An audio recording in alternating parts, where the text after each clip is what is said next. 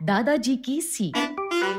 बहुत समय पहले किसी शहर में 7 साल की चिंकी और 8 साल का गट्टू अपने मम्मी पापा के साथ रहते थे।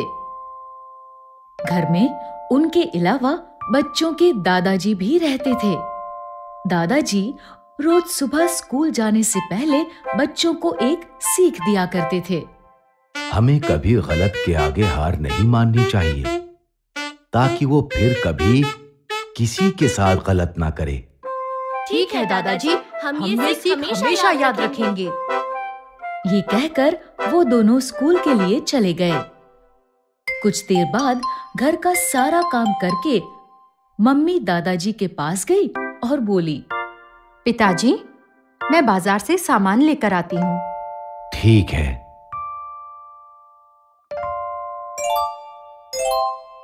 ये दुकान तो बहुत अच्छी लग रही है।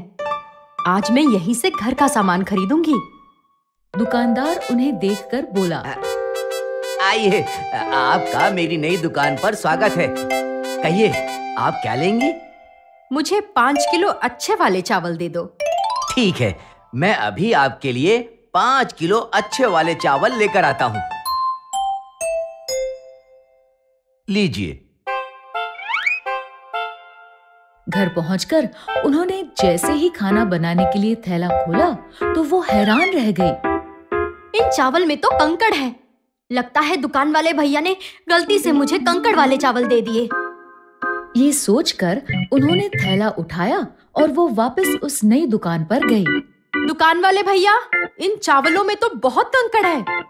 नहीं नहीं, मैंने तुम्हें 5 किलो अच्छे वाले चावल दिए थे।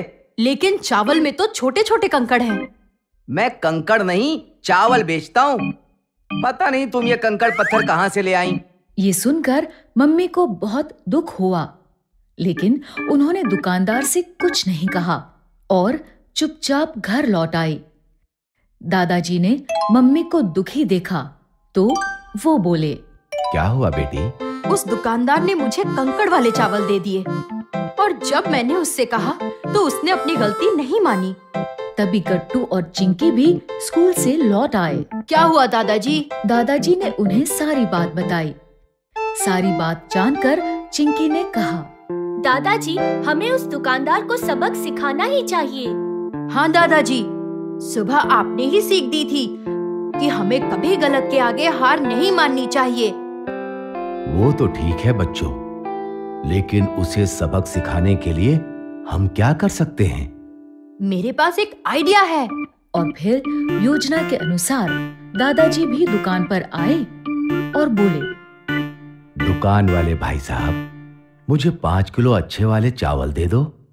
दुकानदार ने उन्हें भी थैले में 5 किलो कंकड़ वाले चावल डालकर दे दिए। कुछ देर बाद गट्टू दुकान पर आया। अंकल, मुझे 3 किलो अच्छे वाले चावल दे दो।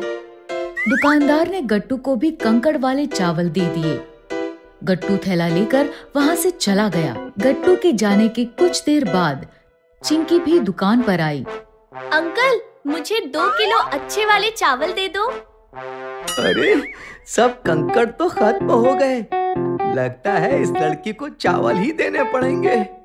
ये सोचकर दुकानदार ने चिंकी को एक थैले में 2 किलो चावल तोलकर दे दिए। चिंकी ने जब थैला खोलकर देखा तो उसमें चावल ही थे। इस पर उसने दुकानदार से कहा, नहीं अंकल, मुझे तो वही अच्छे वाले चावल चाहिए जो आपने मेरी मम्मी, दादाजी और भैया को दिए थे। ये सुनकर दुकानदार हैरानी से बोला, वो वाले चावल, लेकिन उनमें तो हम जानते हैं, उन चावल में कंकड़ थे। फिर भी तुम्हें वही चाहिए? हाँ अंकल। पहले तुम ये बताओ, तुम्हें वही कंकड़ वाले चावल क्यों चाहिए? वो इसलिए कि दादाजी ने कहा है कि वो कंकड़ बहुत कीमती है, इसीलिए वो बड़े बाजार जाकर उन्हें 3 गुने दाम पर बड़ी दुकान वाले सुनार को बेच देंगे। क्या? 3 गुना? हाँ अंकल, 3 गुना। लेकिन वो तो मेरे कंकड़ हैं। तुम्हारे दादाजी ऐसा कैसे कर सकते हैं? पर अब तो आपने वो हमें बेच दिए।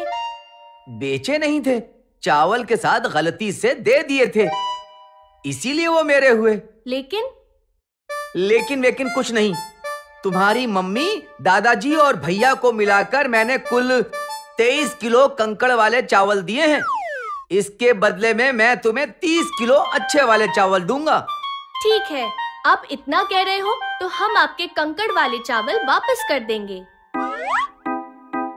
अरे दादाजी, लीजिए आपके 30 किलो चावल। अब मुझे मेरे कीमती कंकड़ वाले चावल वापस कर दीजिए। ठीक है। दुकानदार ने कंकड़ वाले चावलों से भरा बोरा उठाया और वो वहाँ से चल दिया। बोरा लेकर वो सीधा बड़े बाजार की सुनार की दुकान पर गया। सेठ जी लीजिए, मैं आपके लिए बोरी भरकर कीमती कंकड़ लाया हूँ। अब जल्दी से मुझे मेरे पैसे दे दीजिए। सुनार ने बोरा खोलकर देखा तो वो हंसने लगा। कीमती पत्थर, ये तो साधारण पत्थर है, इसका तो मैं तुम्हें 1 रुपया भी ना दूं। ये सुनकर दुकानदार बहुत दुखी हुआ। वो समझ गया कि जैसे वो लोगों को ठगता था, ऐसे ही आज उसे भी किसी ने ठग लिया है। और फिर उसने तय किया कि अब मैं कभी किसी के साथ ऐसा नहीं करूँगा। तो बच्चों, इस कहानी से ये शिक्षा मिलती है कि अगर कोई हमारे साथ कुछ गलत करता है तो हमें उसे इसका सबक जरूर सिखाना चाहिए, ताकि वो फिर कभी किसी के साथ कुछ गलत ना करे।